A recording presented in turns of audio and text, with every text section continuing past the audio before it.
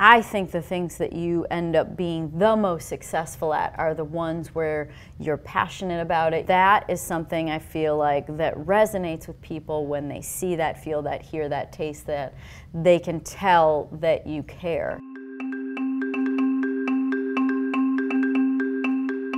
How's retirement? Fantastic. It's good? I think I've taken 7 or 8 vacations this year. Sweet. And done a whole bunch of events for my other companies, and oh yeah, I did the Daytona 500 and the Indy 500. So yeah. I feel like retirement's been, you know. I know that you've previously said that somewhere along the line, you ended up falling out of love with racing. So was it like sort of a relief, you know, some weight off your shoulders to then start pivoting into the next step of your career? Well, you know, the thing that I have always loved about racing was setting a goal and achieving it, and the progression. And because essentially, you know, you set a goal, you achieve it, you set a new goal, you achieve it, and you're progressing. And I just didn't feel like that was the case anymore. So the part that I loved about it the most, I didn't feel like it was happening. Yeah. And so, you know, I just kind of took that as a sign, amongst many other things, that it was time to move on. You know, for me, racing was never something where I was like excited to go to the track. I never got excited to go to the track. But I was very driven. So I put a lot of pressure on myself to do well. I just didn't get excited to go drive or just go race. Like, that was not enough. It had nothing to do with that action. It had to do with achieving my goals. And how does that fit into your day-to-day work with Pretty Intense, which is your workout and mindset book, with Warrior by Danica, your clothing line, and Somnium. Somnium. That's how you pronounce it. The vineyard, it's a tough one. Sometimes it's hard to pronounce for people. Yes. All I can say is that my mindset worked for what I did before, so I'm just reapplying that to something new, which is have an end goal in mind and let that be your beacon, and then don't worry about, you know, your meandering route there. Yeah. As long as you're heading there.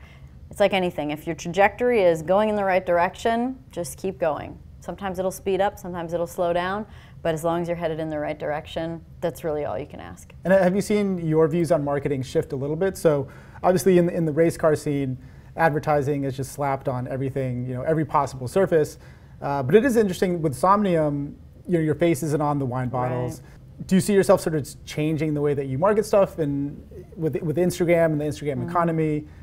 How do you sort of view that? Are your fans changing with the way you're changing? No, do you hope they do? I think that it's impossible to take the me out of each of these companies, but the me I use can just be, it's like recrafted for each one, and they're just a little different. So with Somnium and with my wine, you know, it's a high-end wine. It's a luxury brand for me, and the wine's expensive, and it's very high quality, and it stands for itself. And in the Valley, you know, for me to slap my face on it and be like, Danica's, you know, Fast Red was, yeah. I mean, it's just, I'm probably not gonna get 100 points like I want to get on my wine. Right. So, you know, it's a little bit more subtle in that. So, you know, my hope is that someone tries the wine and they love it and it's amazing, and then they hear the story that it's mine, and then it's almost more interesting afterwards to be like, no way, wow, that's crazy, this is impressive. You know, with Warrior, for me, that's like my inspirational brand, especially, where I can, you know, focus on promoting, you know, the warrior inside you.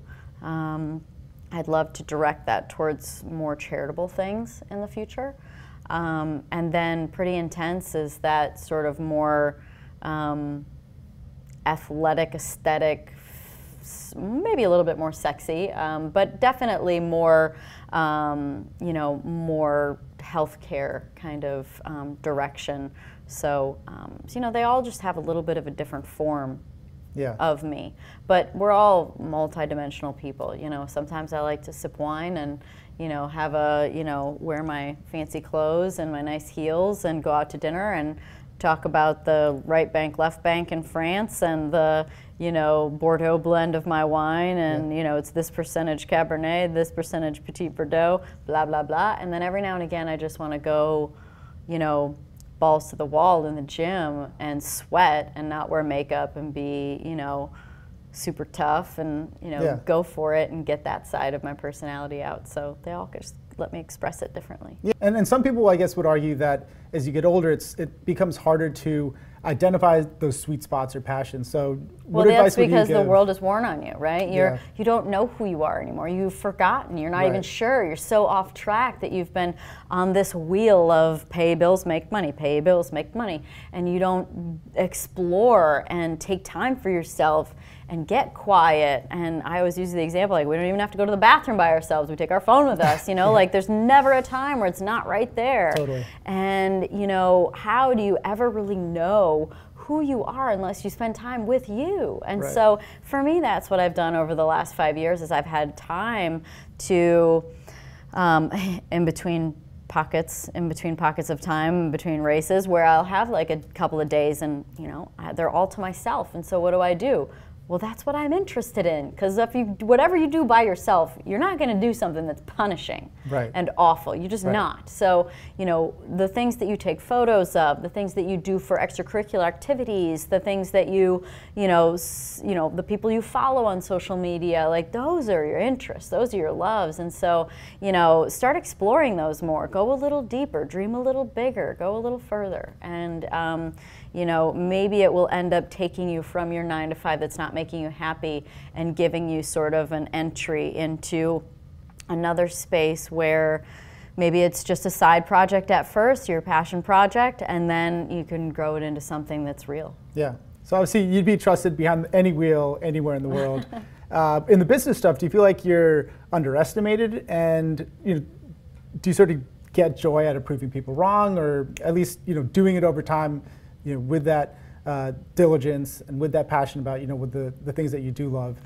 I don't think at all I'm underestimated. I think that I just have to earn some street credit in these different facets of business, and to show people my authenticity in them, and my love for them, and my level of investment personally I'm putting into it, whether it's physically or financially. It's that I believe in these projects. So, you know, just creating that foundation for each company. So, you know, no matter what it is, like I've, you know, even used the example like, you know, cooking, and I'd love to have a cooking show too. You know, it'd be great to cook with a chef, because look, it'd be great to gain some credibility with another chef, and then someday you can carry it yourself a little bit easier, because you're like, they're like, oh, I've seen her, oh yeah, and then they start to see you on the same level. So, you know, whatever that is, just, you know, earning people's respect in these new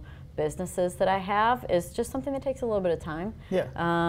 And to some degree, some people don't even, they're like, oh, I had no idea you loved cooking, or I had no idea you loved working. I'm like, you don't follow me on social media then, obviously, but these aren't things that were, you know, for the casual fan that does know who I am, but maybe doesn't have social media, or doesn't, you know, or just didn't look into me as a person further than, you know, what I did on the racetrack. You know, it just takes time for it to catch on with them that these are things that I am really passionate about and good at. And then in terms of investments, so a lot of the VC world, you know, money is predominantly invested into oftentimes rich white men whose ideas might reflect the people investing the money. In some ways, there are some parallels with the racing world, where until recently, you know, women weren't allowed in the infield or in the crowd or even behind the wheel. So, do you see parallels between the two worlds? And you know, you've obviously had a standout career racing, broken a lot of boundaries. How much of that do you sort of bring into this next step in your career? Are there any things that you can really pass along as advice? Maybe the fact that I never really thought about that, dwelled on that, and I only heard about it after, was why they never became part of my reality. I didn't know until I went to the Indy 500 to drive that women weren't allowed in there at some point. I'm like, really? Yeah. So I never even let that become part of my thought process, or my fear, or my concern, or my frustration, or I didn't even know about it. It wasn't part of my reality. Yeah. Do you sort of see that the definition of society's, you know, definition of feminism is changing? Just curious about your thoughts on that, and sort of where you think it should go from here. We all have it. We all have divine feminine and masculine within us, and they're just proportionately different, person to person. And I think society, though, and it's different person to person, like you might have more divine feminine than masculine in you, but you're a man, so you're told that you have to fit this box and be a certain way and be tough and guarded and non-emotional and hardworking and blah, blah, blah. Dominant and type A and don't cry. You have to fit in this box, and women fit in this other box. And so I just think that in society, I think we're just all feeling more of each of those sides of us and letting that show, and it not being as much of a problem, or is not, and we don't have to fit into this gender box anymore. It's more about who we are. Who are you? Who am I? And what is our true essence, and what do we have to offer the world, and how are we going to be the most joyful? So for me, while I'm a girl, I probably have a lot of divine, I probably have a lot of masculine. Based on what I've done, how I feel, my emotion. I'm aggressive, I'm tough, I'm hard, I push, I have a lot of that in me. So I've found that the more that I do things that bring out the feminine in me, whether it's yoga or meditate or nature walks or anything that's slower and softer and emotional, helps balance me out.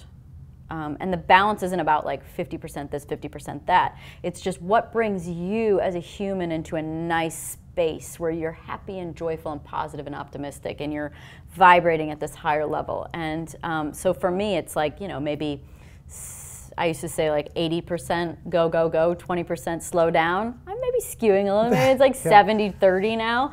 But for me, it's like a balance, like figuring out your balance. So I just think that that's an important part of what's going on in our society, and it's good. It's something we need. We don't need to live in an old paradigm of you're a guy, I'm a girl.